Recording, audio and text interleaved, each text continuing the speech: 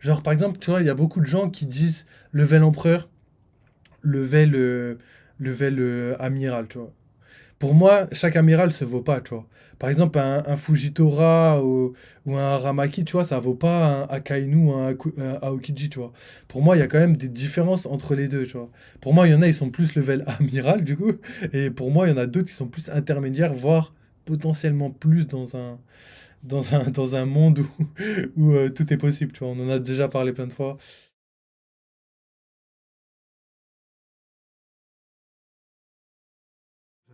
Donc let's go pour l'analyse de la vidéo, je sais pas qui encore. On a trois vidéos, on a Mon Corvo, Goji et Ryo Sensei. Et on va commencer par Ryo et Goji parce que leurs vidéos durent pas trop longtemps. Donc je pense que ça peut être sympa de faire ça. Donc let's go, je vous mets la bonne cam. Ok, on est prêt. Je vous coupe le son et on va lancer directement. Donc là, je suis tombé sur Ryo Sensei, donc let's go.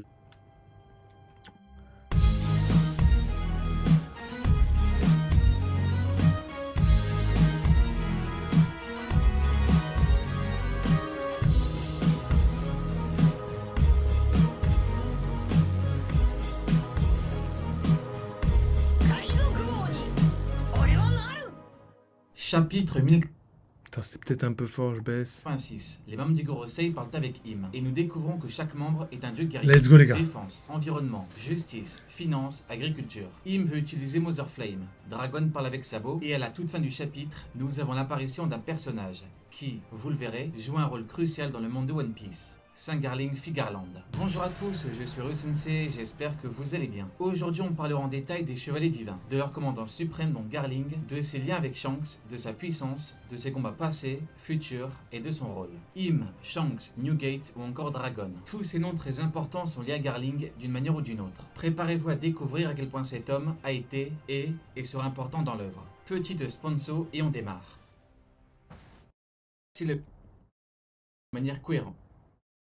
De zéro. On peut éditer le texte. C'est trop stylé ça. Dans le monde entier, celui qui a rendu le jugement était l'ancien roi d'un pays nommé God Valley.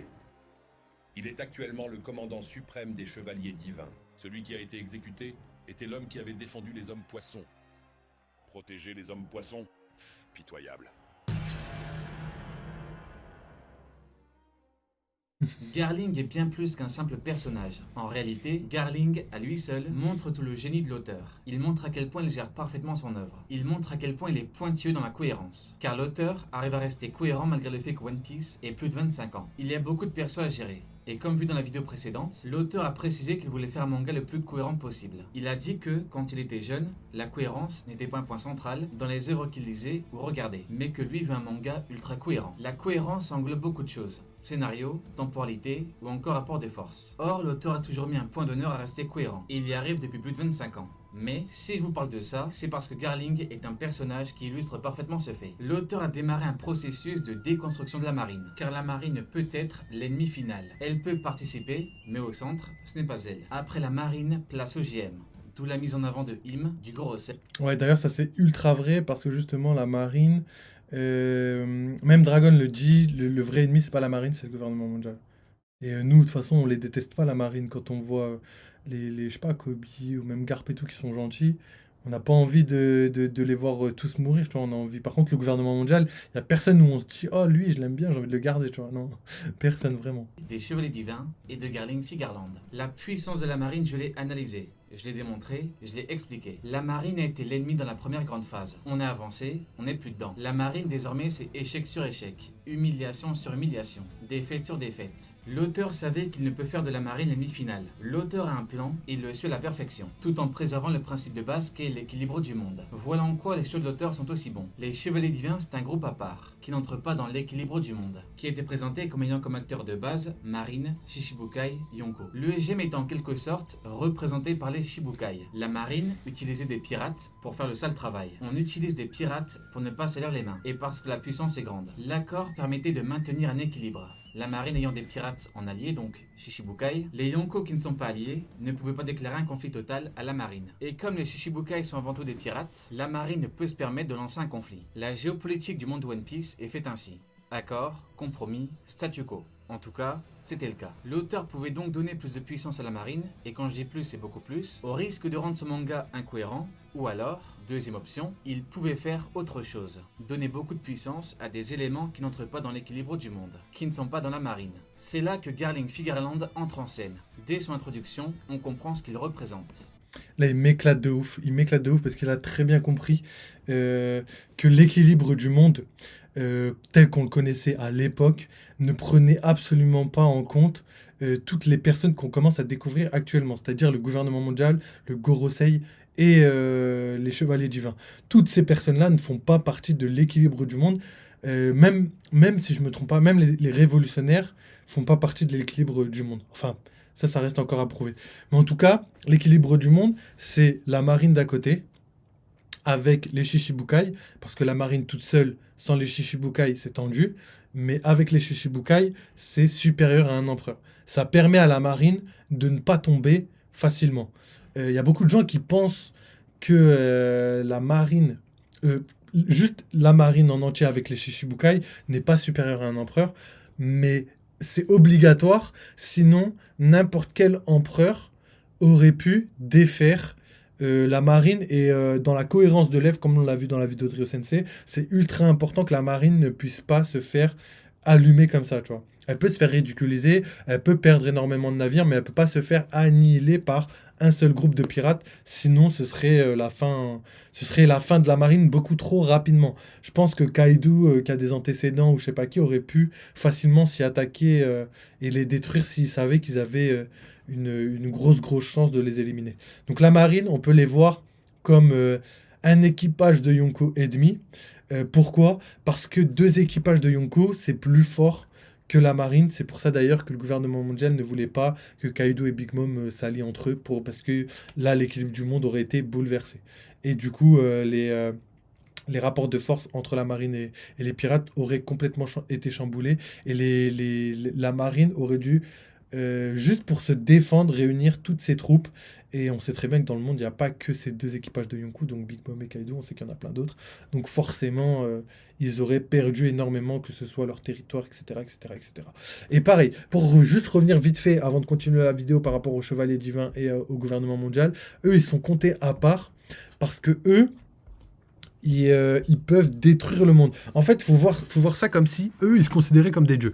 Donc, chevalier divin et gouvernement mondial, c'est des dieux. C'est-à-dire que eux, ils vivent pas avec les humains. Ils sont au-dessus de tout le monde et ils ont rien à voir avec toutes les politiques de bas étage, etc., etc.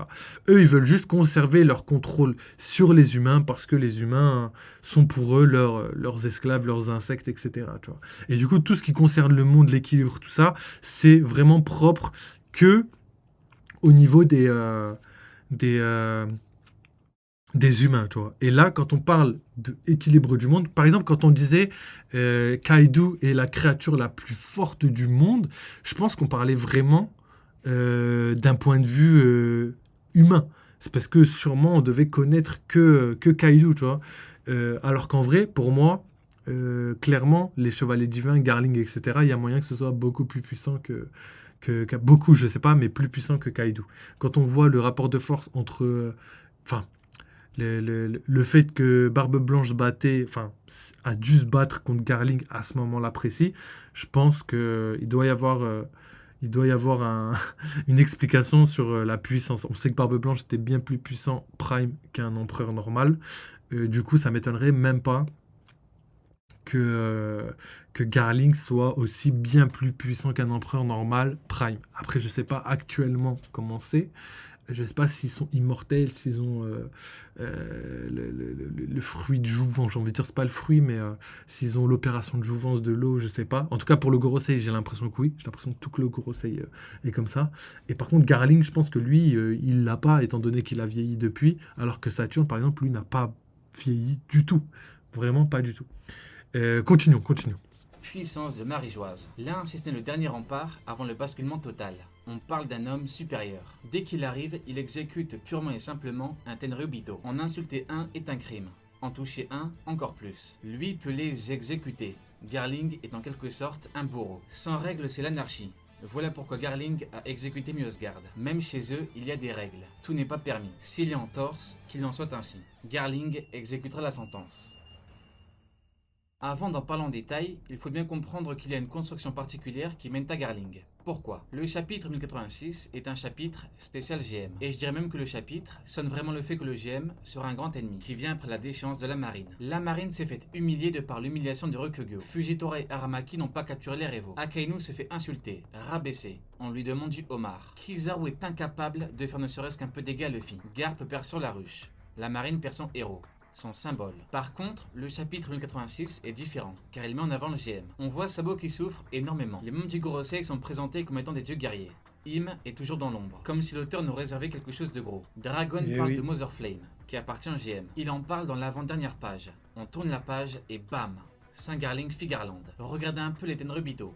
Pourtant, en haut de la page, ils disent ne plus avoir de pain, ne plus avoir de vivre. Voilà l'effet Saint Garling Figarland. Il y a un réel décalage entre Garling et Akainu. L'un est considéré comme un chien qui doit obéir sans répondre, et qui ne répond pas.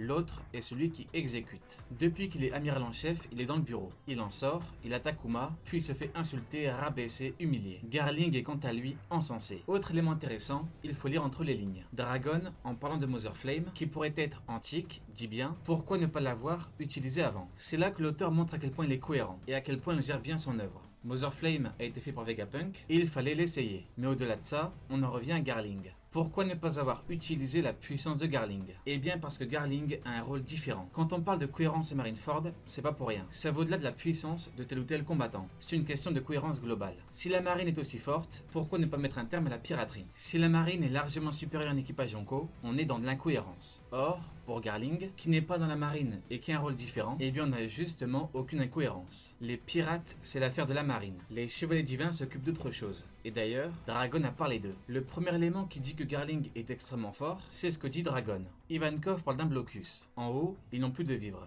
Et Dragon répond, ils ne sont pas le genre de personnes à rester silencieux sous la contrainte. S'ils mobilisent les chevaliers divins, c'est là que la lutte va commencer. Dragon, qui est un ex-marine, ne parle aucunement de la marine. Pas des vice-amiraux, pas des amiraux, pas de l'amiral en chef. Pour lui, c'est vraiment chaud quand les chevaliers divins entrent en scène. Ce qui veut tout dire par rapport à Garling. Dragon est le chef suprême des révolutionnaires. Garling est le commandant suprême des chevaliers divins. Si Dragon doit affronter quelqu'un, ce n'est pas l'amiral en chef, c'est Garling. Et c'est là que ça devient intéressant.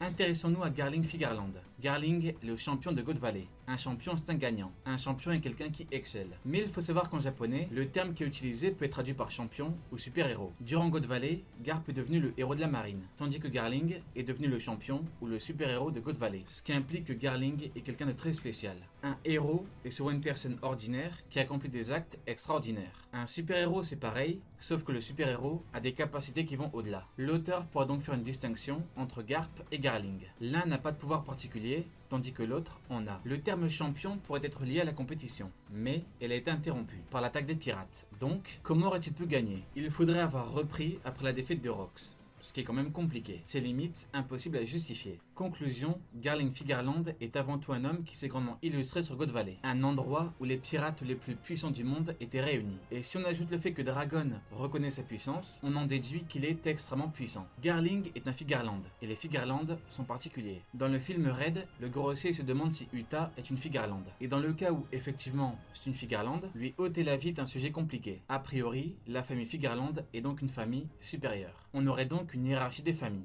Car Mjosgard, un Don Quichotte, a perdu la vie pour un acte qui n'est pas non plus extrêmement grave. Le fait que Garling soit un Figarland est donc sûrement un élément qui fait que la famille est spéciale. D'où le fait que cet homme ait bel et bien un statut très spécial. La question à se poser est, est-ce normal? Est-ce normal qu'il y ait une hiérarchie dans les familles?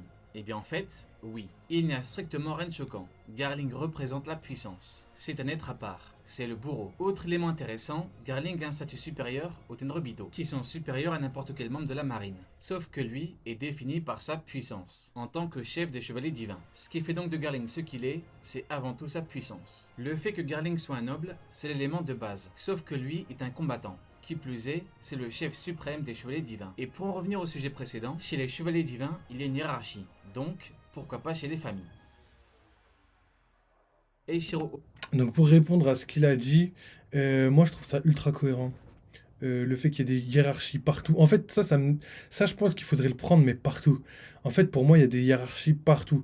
Que ce soit dans les empereurs, dans les amiraux, que ce soit dans le Gorosei, dans les familles des Tenryubito, dans les chevaliers divins. Pour moi, c'est pas un statut simple. Genre, par exemple, tu vois, il y a beaucoup de gens qui disent level empereur, level, level amiral, tu vois. Pour moi, chaque amiral se vaut pas, tu vois. Par exemple, un Fujitora ou un Aramaki, tu vois, ça vaut pas un Akainu ou un Aokiji, tu vois. Pour moi, il y a quand même des différences entre les deux, tu vois. Pour moi, il y en a, ils sont plus level amiral, du coup. Et pour moi, il y en a d'autres qui sont plus intermédiaires, voire potentiellement plus dans un monde où tout est possible, tu vois. On en a déjà parlé plein de fois.